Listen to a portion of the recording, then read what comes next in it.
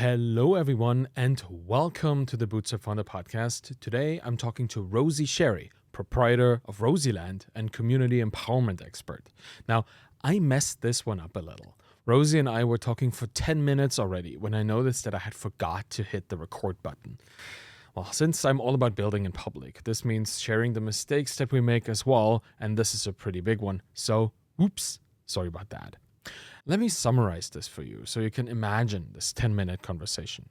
One thing that I've always found fascinating about Rosie is that she's a big believer in unschooling, the kind of homeschooling that isn't based on a set curriculum like regular school, but on a guided form of letting your children follow their interests.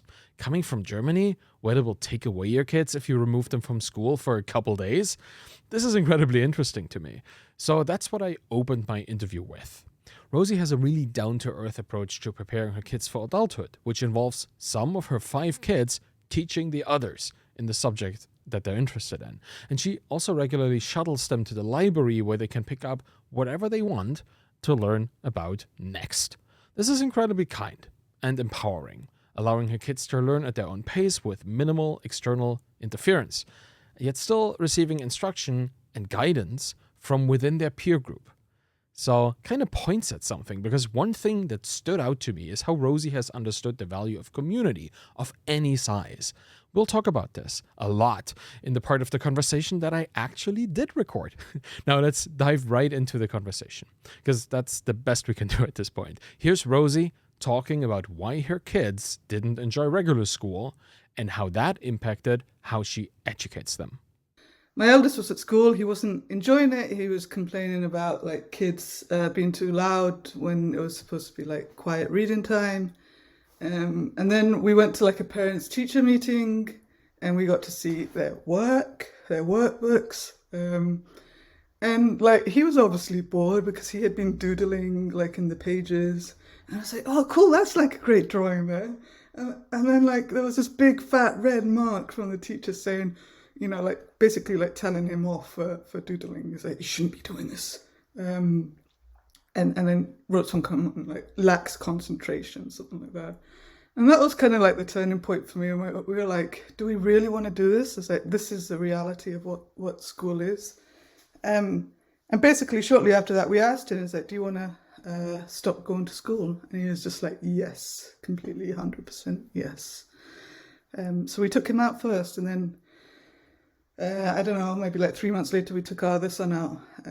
Try not to do it all at once, kind of trying to test the waters, see how we feel. And the rest is history. But my 3 younger ones haven't really been to school. 2 of them tried a private Waldorf school, part-time. They lasted a term. And they were like, no, we don't want to do this. This is not fun. So we're like, all right, come out. That's interesting, because I know several people who went to Waldorf schools, and they found enjoyment, even though there was structure. It was a different kind of structure that they were more compatible with than regular school. But they were in regular school before, so they had something to compare it to. I think that might make a lot of difference too, right? Yeah, I think so. I think they're just too used to probably just not spending any time on things that they don't like to do. Yeah. And some people will say, oh, well, you should force them to do stuff they don't like. I'm like, nah, I don't think so. Yeah, that sounds a lot like it happened to me, so it has to happen to you kind of thinking, right? This kind of pushing forward this tradition of indoctrination. Yeah, that is my experience. So that's where I come from, right? In East Germany in particular, there was a pretty hierarchical, very top-down school system. And nobody was allowed to question it. Nobody did question it because it was also politically entwined. So there was that whole level too. I remember it exceeded the basic initial couple years of schooling too. It went all the way into academia. My grandmother, she lived her professional life throughout the existence of the East German socialist state. And even when you studied the highly intellectual topics beyond politics, like economics or sciences, all these things, and she was an economist, you had to always look at it in the context of the Marxist-Leninist political perspective. That was part of that system. And she was not too much into that. She just wanted to do economics. Like, great, I'm grateful for that. Not having this kind of political stuff in my family, because I was born in '85, so I only got like 4 years of that whole thing. But she always told me that if you didn't comply with that, you had no career. And I feel school is, if you don't comply with the disciplinary structure, you don't have success later on with your grade point averages and all these kind of things. And what I wonder about unschooling is, like, how does it match up with these kind of market expectations of grades, of these accolades or these compatibility charts, which are kind of these grade sheets? That's how I see them. How do you deal with the fact that when you have kids in the system or not in the system that want to join the larger market later? How do you prepare them for that? Yeah, I don't know. None of our kids are in the market yet, so I don't Good. quite have experience getting there yet. But like, I have no qualifications, right? I've been on my own since I was 18. I made my way. My kids have it off better than I did. So, they have luxuries that I wish I had. They have the safety of a home, and they're not going to get kicked out or anything like that. But Sounds very much like the indie hacker spirit, right? That's kind of what it is. Like, we'll figure it out. If there is a challenge, we'll meet it along the way. Yeah, But it's my interesting. kids are smart. They're really smart, right? So it's like, I want them to focus in on what they want to do. But at the same time, they're not scared of working. But one of them wants to get a job at some point soon. And I think he will, but not right now. So it's like, I think my philosophy is basically, if it causes stress and disharmony to like push my kids towards doing something, then I kind of back off and just like give it space and let things kind of see what rises after that. It's pretty relaxed. That is a very interesting segue into what I also want to talk to you about, which is community building. Because that sounds like a paradigm. That sounds like if it's harmful, if it's stressful, then it shouldn't be done. Do you also translate that into how you approach building and maintaining communities? Yeah, probably. It's all interrelated. Indie hacking, unschooling, community building. It's all the same thing. I think the foundations of it is that you want to be surrounded by good people. You want to do good things. You want to tap into people's talents. You want to support them. You want to find problems to solutions. It's all like, yeah, it's all one big samey pile of stuff. Philosophy of life, I guess. It's an empowerment move, right? Like, I think building a business is empowering people to do something better. Like, teaching children is empowering them to do things on their own. And running a community is empowering people to find other people who want to hang out with each other and help each other. Yeah, and exchange information. I love that. I love that. What a positive and open and friendly approach to just doing things with and for other people. I really enjoy that. And with that, I do have to ask you, because, you run Rosieland, which is it sounds like the most magical, wonderful place. I would like to know more about it, because that's just, it's just such a nice and friendly and person-centric space. So what is that, and why is it? What is it for? Oh, and it's like, where do I start? Rosieland it was just meant to be a blog and a newsletter to begin with. So when I stepped back from Ministry of Testing, I was looking to focus more in on community. And part of that was like, I had this opportunity to lead the community IndieHackers. I was like, I'll take that, and it'll teach me how other communities are run. It'll be a good learning experience. And basically I was surrounded by IndieHackers, which are kind of like my people, I guess. But I was like, I want to write about community, but I had never had the chance to actually specifically write about community building. I had my head down with Ministry of Testing and doing stuff rather than writing or creating. And I've referred to the term Rosieland for years. This is just something that I've used, or my husband has used. It's that, when my husband looks at me, is that I'm off focused on something. I don't reply. He's like, oh, she's off in Rosieland. He's like, best not talk to her. So basically like this space up in my head. And I was thinking, I was trying to think of a name to call my website, my blog, a domain. But then an indie hacker ended up coming to me and said, Rosie, you know that Rosie.land is available as a domain. You should grab it. I was like, oh my God, that's like so perfect. So I grabbed it.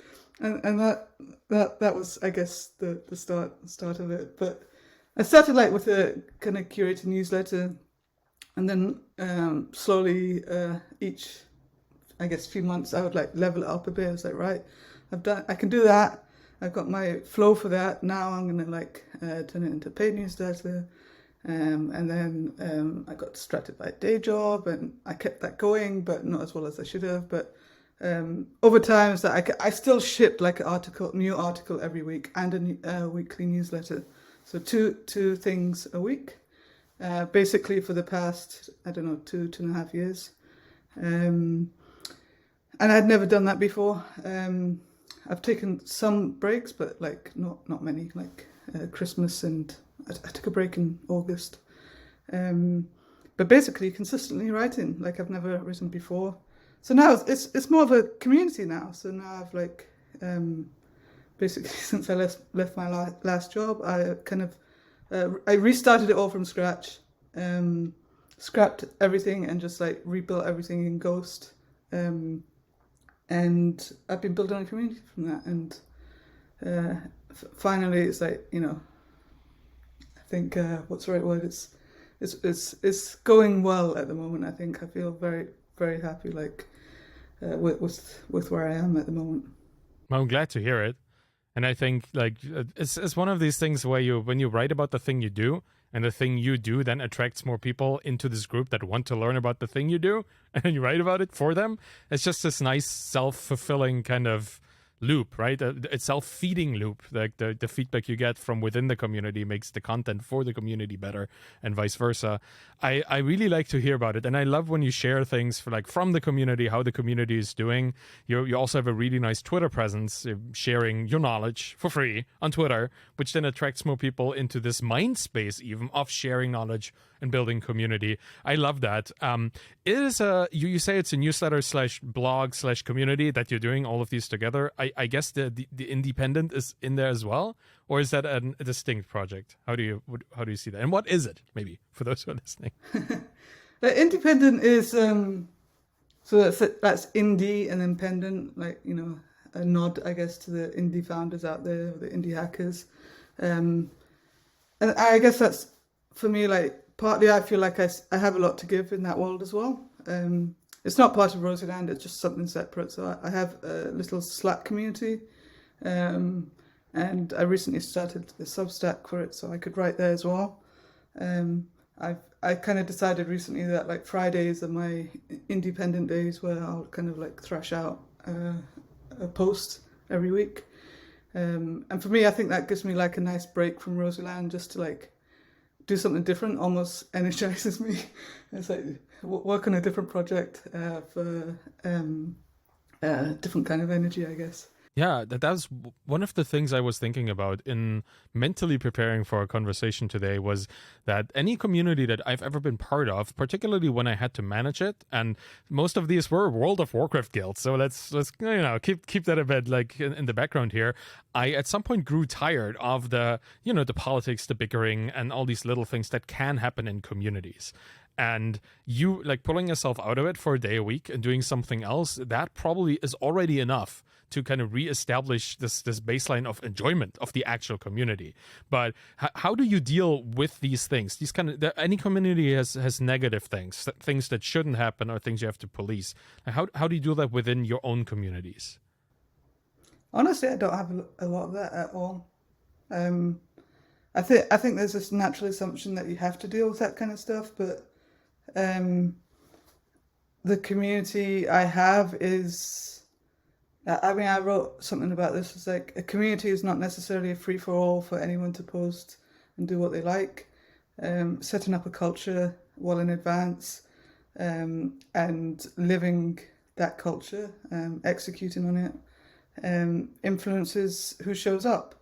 I, even though like I'm quite active on social and people know me and all of that kind of stuff, I don't really do a lot for growth for my communities. I don't reach out a lot. I don't say, try to pull people in when they're not ready to pull in.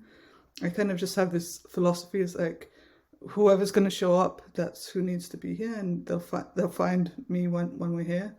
And I think as a natural consequence, that just attracts the right kind of people who don't misbehave. I love that. That's so nice. And it's also just like cutting down like pretty quickly on certain things that I don't like, and one of them is self-promotion.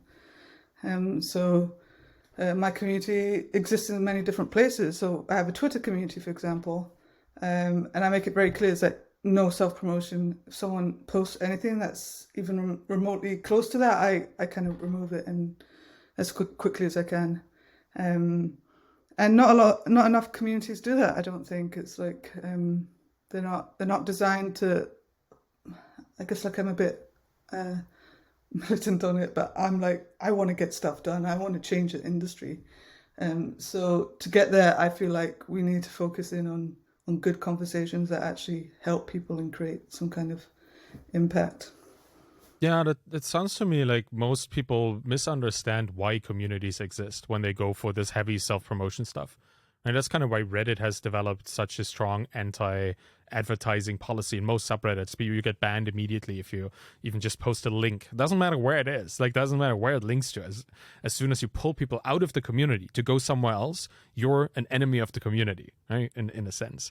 And even though I often feel this is a bit too much, because, the internet is supposed to have content that is linked, I do understand that most people have a semi-nefarious purpose in posting something. They want people's attention, right? People are trying to grab people's attention out of these communities. So for like purpose-driven communities or goal-driven communities, I very much understand that you don't want ads, you don't want self-promotion in there. That's an interesting point. And what I heard was setting up a culture beforehand, and that feels hard, because how do you set up a culture without people already living the culture? Am I just misunderstanding this, or is that like a little secret that you're using, or how does that work? No, I think it just starts with I start with just being me and like choosing to create the things that I want to see in the world. Rosieland, right? It's like obviously it's like it wasn't really meant to be a community, but like some people would look at the term the name Rosieland and they would say, oh no, that name's like too personal to you. But then like I put out a tweet a few weeks back saying, asking what businesses out there have the founder's name in them, and it was like there's all these businesses that have these founders' names in them. And I was like, right, that's like zero excuse. It's like Rosieland it is. Rosieland's here to change communities. As arrogant as some people might think that is, because it's also my name. But it's like, yeah, whatever. But that's so weird to me too, because you're such a humble person, right? It's like it's the exact opposite of what the megalomaniac kind of personality you would think. And if you have Walmart and you can go there and buy things that are not designed by Sam Walton, right? Then you can go to Rosieland and learn about community. That's fine. I very much agree. And I think it's actually quite nice that you have something. Also, it's kind of a play on words, right? Like Rosie as an adjective. So it's not really a selfish kind of connotation. I really like it. I love the name, and I love the visuals that you have with it too, like the little rainbow and the clouds. Like that's why I said it's a magical place. Like Rosieland is a magical place. Even in my mind, you have created something that I'm not even part of, right? Like I know of Rosieland, but I'm not a part of your community. I'm part of the Twitter community, not of your more encapsulated one, but I still know what it is, and I have a really, really good feeling about it when I think about it. So I think you did a great job with that. And one thing that really stands out to me with Rosieland in particular is that you didn't start it as a community, but it grew into one. This is something that I've heard a couple times in the past. I think I talked to Daniel Vassallo recently, and his small bets community also came out of him actually wanting to just do a cohort course. He didn't want to grow a community at all. He didn't set out to build one, but the people in his course, they just naturally bonded and they wanted a place to keep communicating with each other. And through the cohorts, that little place grew into a more elaborate construct, which turned into a community. So seeing that the best and apparently also the most authentic communities come together in almost an after the fact manner. Can you intentionally build a community, or is that always something that comes from someplace else? What is your opinion on that? Like when I built Ministries Testing, I started with a forum. So I went kind of straight into community, kind of. But the forum had a purpose as well. We were there to like talk about stuff, like explore things. So I think, yes, you can just start with community, but I think ultimately, most of the time it doesn't work. Because it's like all sorts of factors that you need to actually have a successful community. One of them is just like brand recognition or trust. People need to have trust in you. Another one is just like knowing that you're tapping into a real problem. And that doesn't necessarily come with community first. It comes with like exploration of ideas. So in most cases, like community is kind of like a byproduct of what you're creating. And then people naturally gather around it. Much like kind of like a library, right? So it's like you can have, libraries can form communities around them, or they can have community spaces, or people gather there. But they go there for the books. They don't go there necessarily to like, form community. It's just like that's what ends up happening because the library's there. The library has to come first, usually. Not always. I think there's always situations that kind of break those rules. But the more I try to think about community, which is basically like my goal at the moment is like, I just want to like figure out better ways to build community because like people still don't know how.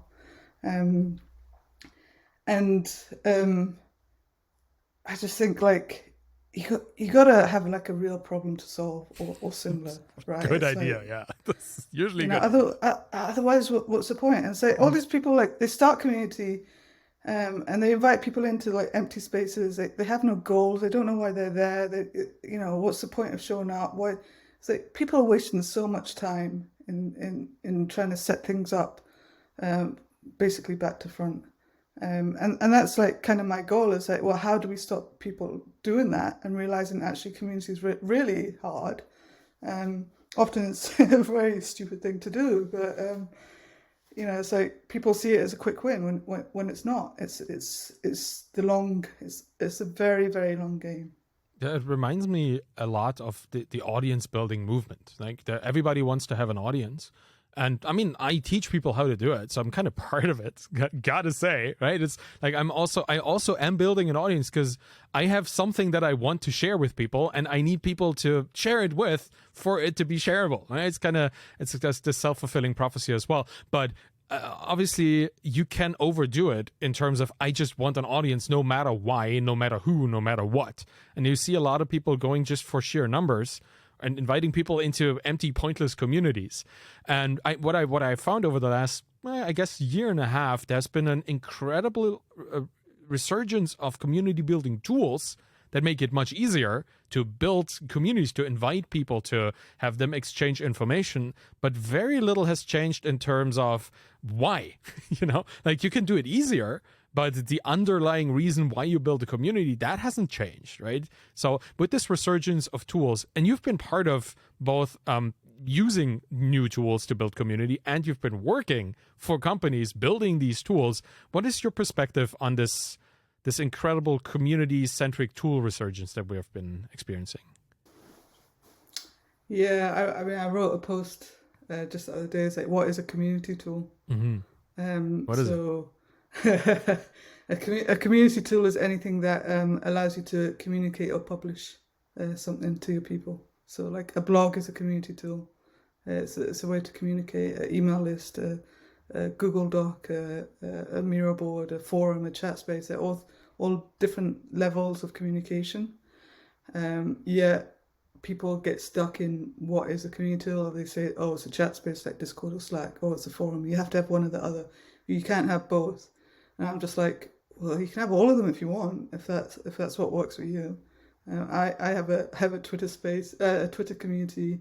I have a forum. I have a blog stroke newsletter. I have a Slack. Not everyone's engaged in all of them, but like it works at different levels. I think a lot of community tools have been built by people who actually don't know a lot about community. And my current vibe at the moment is that they all focus too much on the conversation. The Slacks, the Discords, the forums. They're all like, let's talk more, let's talk more, let's talk. And then it just like soon becomes this overwhelming mess, which is why people end up dropping out so quickly. They can't keep up. The conversations aren't actually that useful to them. So what's more useful is, yes, conversations are important. They're a big part of building community. But the problem is all those tools have that. So it's like you need to balance that out with other things. You need to like help people progress. You need to publish stuff. You need to level people up. You need to create courses together, not just the founder of the community, but like work with your members to help publish stuff. Yet you want to help people find jobs or consulting gigs. All these like, different levels that members need to achieve and that are really important to them. And so if they need to find a job and they know that your community is a place to find a job, or that course will help them get to the next level, or being certified will help them get to there, then they're going to come back, right? But they're not going to come back for the conversations because they don't have time to talk when they have to go find a job. So it's the tools that basically the TDLR is the tools are to focus on conversations and not actually about elevating people and helping people along the path. And I often look at like original communities, like a great example, even though it might have like a love-hate thing for it, is like Dribble. It's like Dribble is like people showcase their work, right? And that benefits them if they build up a reputation. They can find work opportunities through that. They can, do all sorts of things. But Dribble offers a lot more than that now. But it's like at the fundamental aspect of Dribble, it is a community, but there's not a lot of conversations going on. It's only a very small part of it. Yeah, and or the conversations happen around like the artwork and stuff. Yeah, they're almost visual conversations.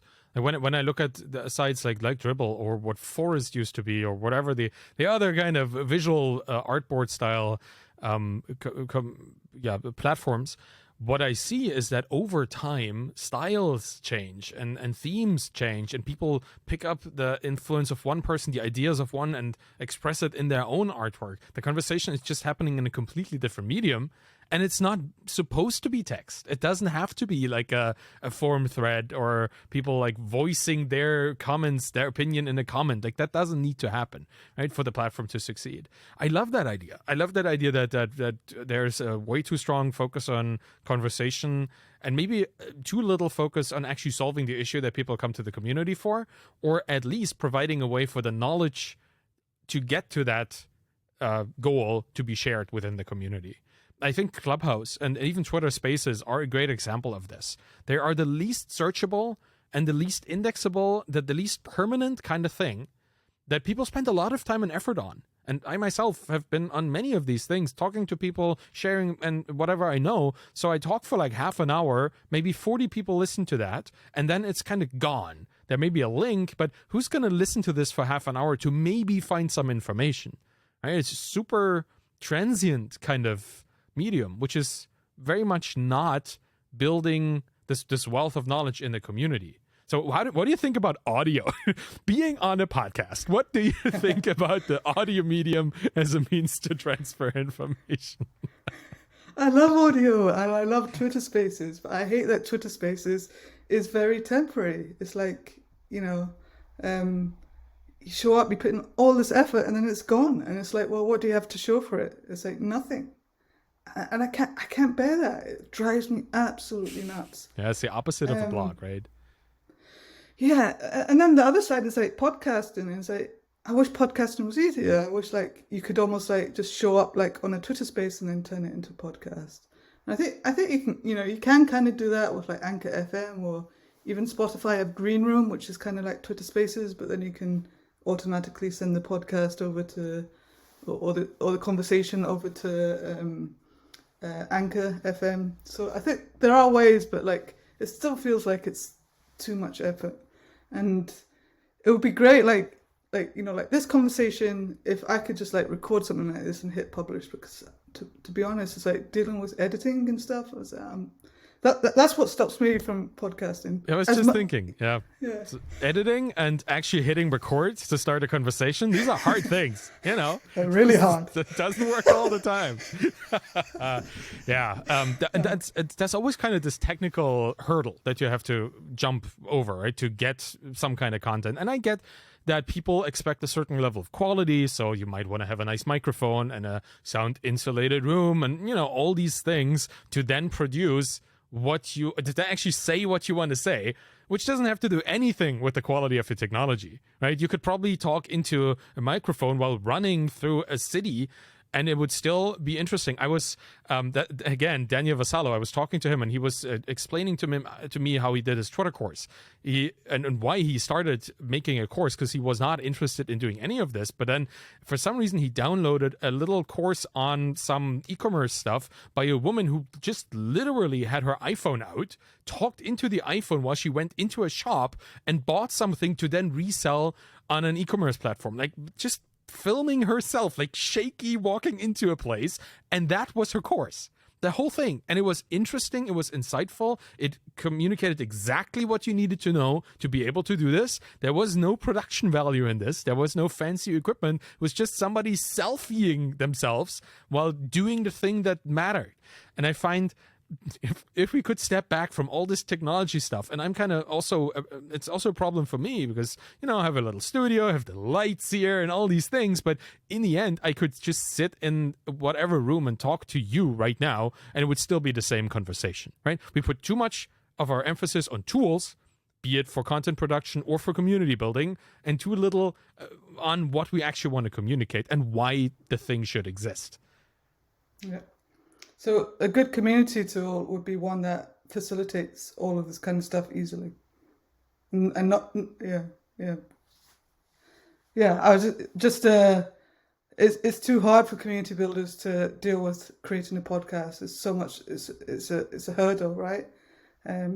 So if we had tools that made it quicker and easier to have these conversations and output it in a useful way, that to me is where community tools should be thinking, not repurposing what the web already has, which has been a long history of courses and forums and chat spaces, which is basically what community tools are at the moment.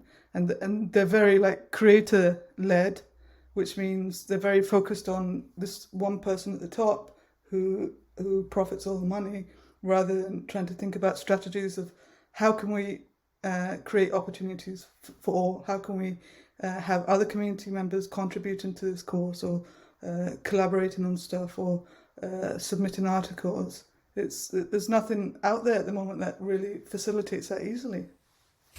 So we need one more tool? Is that what you're saying? Yeah, it feels like we have all these little tools that by themselves do the thing we want, right? We have newsletters so we can distribute our knowledge to a group of people who want to, who've opted in. We have podcasts for people who want to listen to something while they walk their dog. And we have all these other tools for communication, for conversation, for knowledge persistence. Like we have Notion, shared databases, Google Docs, where people link things and put information in.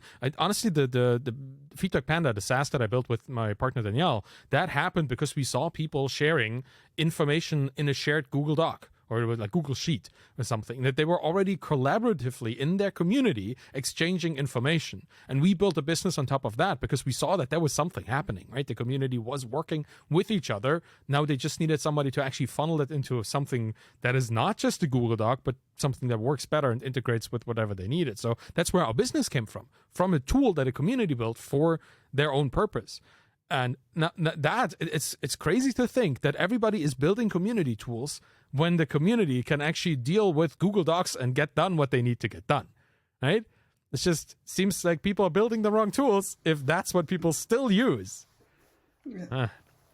It's frustrating, right? Well, yeah, but I feel we look for these different tools. And I think also as founders, we build yet another community tool because we know it's hard to build a community.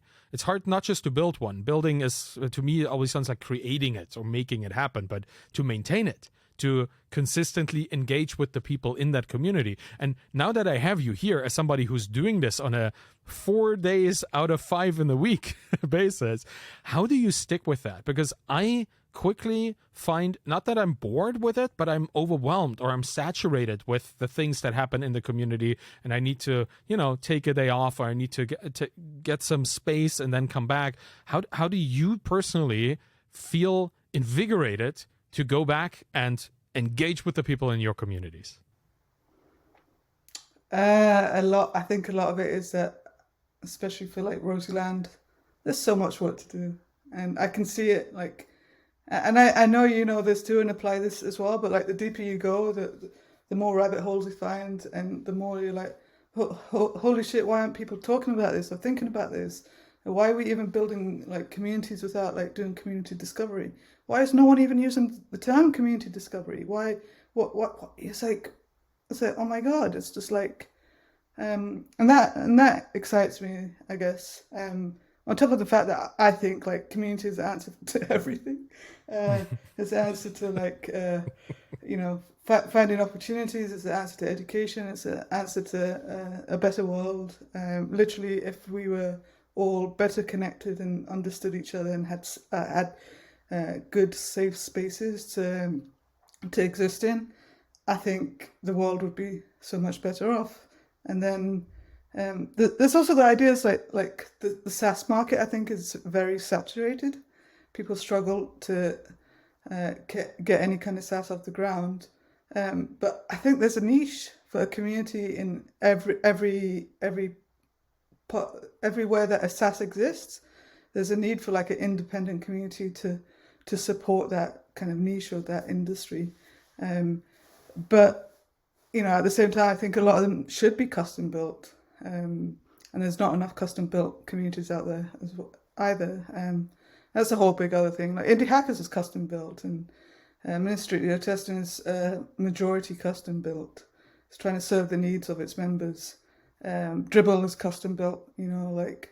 If people are to take communities seriously, custom build one. But obviously that's hard. But like IndieHackers did some interesting things, exploring different ways, like product directory, for example, members having their own newsletters. I think that's like super cool. So I just think there's a lot of opportunities still to explore better ways to build. Yeah, you have a pretty long history with the IndieHackers community too. One thing that really interests me is how you got into this, because we all come into indie hacking from very different spaces, but you came to indie hacking and then you managed a community. How did that happen? Yeah, I mean, like, I was indie hacker basically from 2007. That's when I started Ministry of Testing. And then I stood back because I kind of got bored of testing as like an industry, and I wanted to focus on community. So I stood back in 2019. I still own it. But I don't run it day to day, which is pretty amazing. Yeah, that's perfect. That's what we all want, right? Own it, but don't operate in it. Perfect. It's a very nice place to be.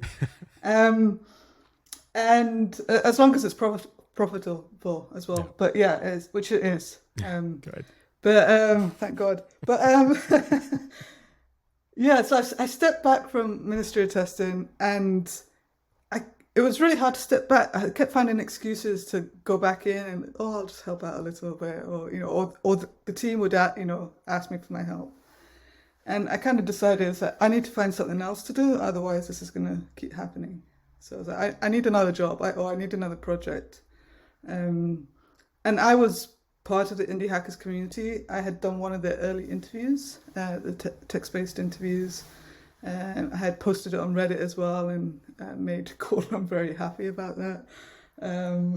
He got it drove a bunch of traffic and stuff. But yeah, around that time, I checked into IndieHackers and I saw that Cortland was looking for some Twitter help or social media help. I think it was Twitter. And I was like, oh, I could do that. And he was like, oh, are you sure? I thought you were busy doing something else. And I was like, yeah, but I'm stepping back. I need to do something else, and I'd love to help.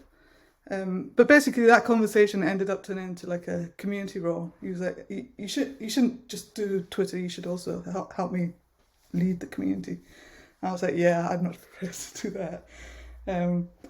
But yeah, it's interesting, I guess, because like he reacted in a way. It's like, obviously I was overqualified for the job, but for me it was like, oh, IndieHackers, it seems like a great community. I'd love to learn. So I went in there with like a complete, what's the right word? Just like with my eyes open and willing to take in and try to understand. It's like, well, what makes this community tick? And also for me, it's like a confidence thing. It's like, I've done ministry testing for over 10 years. Do I really have it in me to help another community? Am I good enough? Or was I a one-trick pony kind of thing? It's like those kind of self-doubt things also existed within me. So for me, it was a great confidence booster and great way for me to actually say, yeah, I know what I'm doing.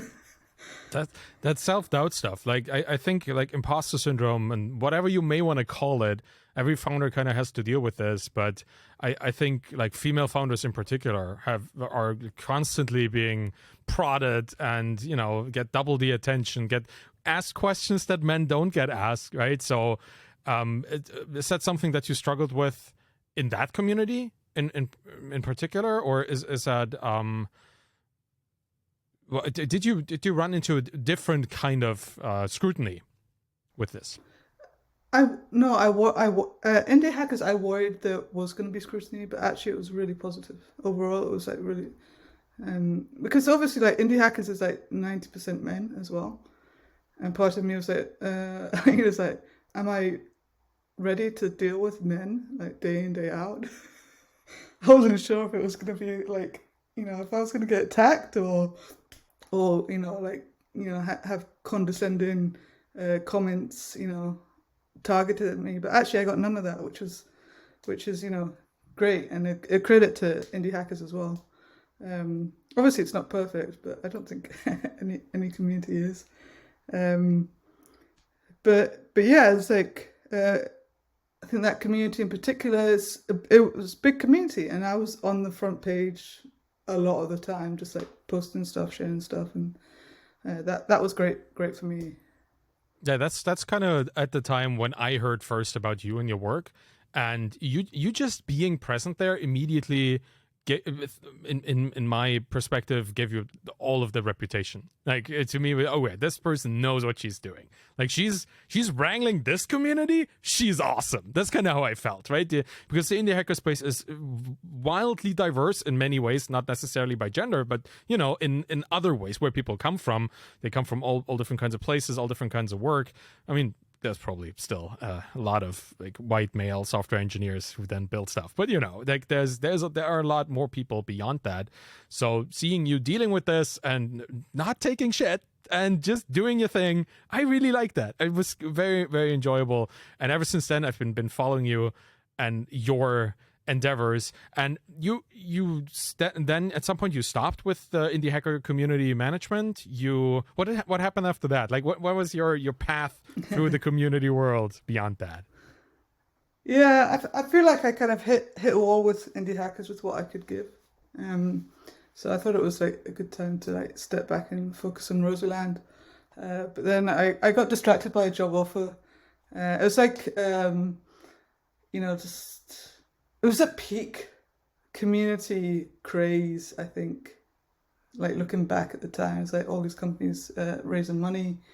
And I was like, do I want to take a job? And I thought, I remember talking to you. I think we were chatting, right? Yeah, and I was just like, I'll give it a shot. And I kind of like believed in what they were doing and stuff like that, and like the idea of innovation and community, it seemed interesting. The idea of leading seemed interesting. So yeah, I didn't last a year. So This is the indie hacker Kool-Aid. Once you drink it, you have a problem. Yeah, it's kind of that's kind of what I wanted to know. Like being kind of a self-determined community leader versus being a salaried employee. What was the difference there? Was it about agency or about like vision? What was limiting you? If you can talk about it, of course. Yeah. So I kind of rage quitted in the end. Okay. If I'm honest. And I think a lot of it is about agency. And obviously, like, I don't want to say too much, but when you're indie hacker, you just like want to march forward and you want to have the. For me, it's like creating change and kind of being part of the business as a whole.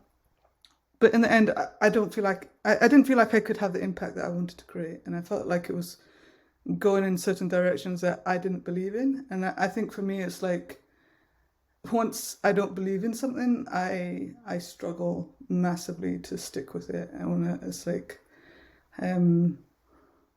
yeah, and just like when startups have money, they hire massively, and it was just like I think I was like employee number 8 or 9. I felt like it grew massively, but the product hadn't necessarily changed. Like it had went from 9 to 50 people, but nothing had actually changed. Um, and yeah, it's just like I didn't. Yeah, I struggled a bit with that, but there was also conflict with Rosieland and Orbit.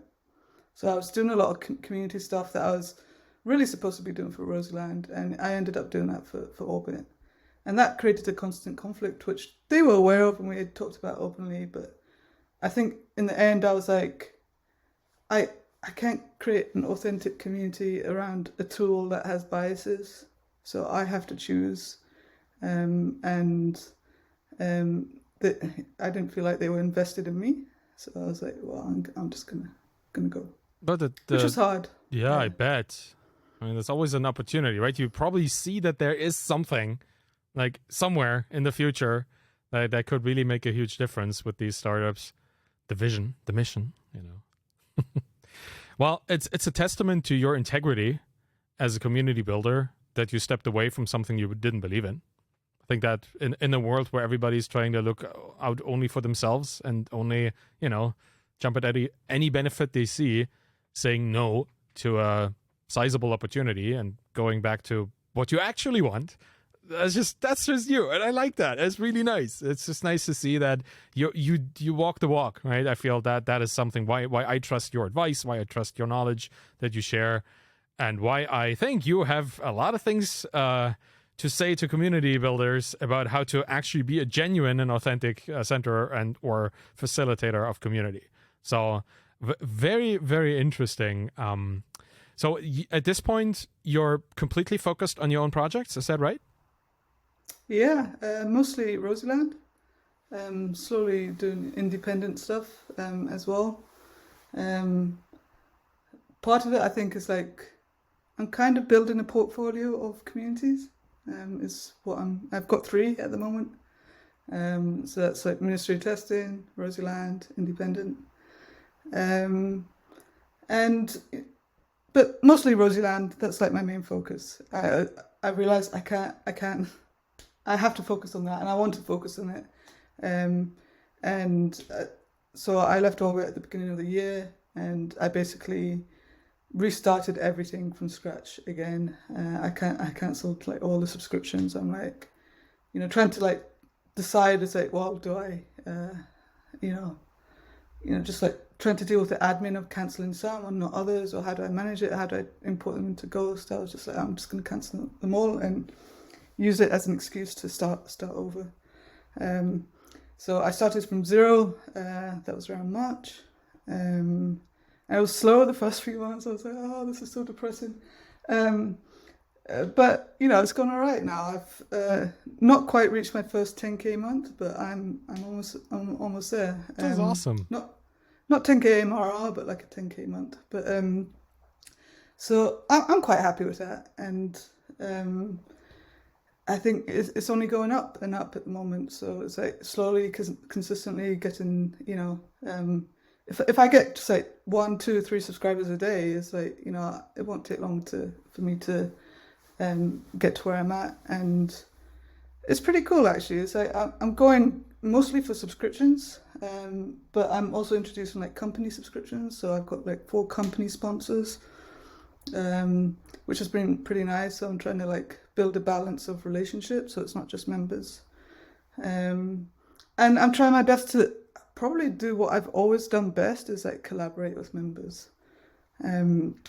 So a few things going on behind the scenes, but like one of them is like a community curriculum that I'm working with a guy called James, and we're going to open source it. We're going to like have the basic foundations of it being open source. We're going to do it in public. I've just been setting up the GitHub sponsors for it, so we're going to like see if people sponsor it as a way to make money from it. And part of that is like we can reimagine like what communities are supposed to be about. And at the moment, like as much as I love like the creator economy, I feel like all the communities are very much focused on the creators at the top. It's like they're the ones that actually benefit. It's like, yes, the community members can talk there and they have some voice, but really it's like it doesn't trickle, the economy doesn't trickle down to the members. And obviously like the past year or so has been like, or was crazy about the Web3 and DAOs and all of that. I don't personally subscribe to that, but like I do believe in the idea of sharing what you make in community with community members. So I think there's other ways of doing it, not necessarily through ownership. It's like sharing of revenue, working on stuff together, you know, all these kind of things, and that's what I'm excited about. I love that. Like that sounds like you take the core principles of why families work so well, supposedly work so well, because people collaborate, they have built meaningful long-term relationships with which they trust each other, right? That, and you transport that into a bigger scale of a community, and you keep those core functionalities as your focus instead of thinking about like how to make the most money from this community. Is how do you empower them the most? That is very much aligned with what I love, which is helping people help themselves and others. So I'm really, really grateful that you've been sharing all of this with me today, and people who are listening. I will take a much closer look at what you're going to be doing in Rosieland with your community curriculum and all that stuff. That sounds very exciting to me, to also, you know, help foster community around the people that follow me and do stuff in my circle of vision. Where can people find you? Where can people learn more about what you do, and then hopefully sponsor and subscribe to your things? Yeah, it's all at Twitter. I'm Rosie Sherry on Twitter, and Rosieland is probably the best place, which is rosie.land. But yeah, you can subscribe there. You can be a free subscriber, paid subscriber. You can sponsor it. Oh yeah, it's freemium, right? You went to the freemium route. That is nice. Freemium, yeah. Very inclusive. I love that. Yeah.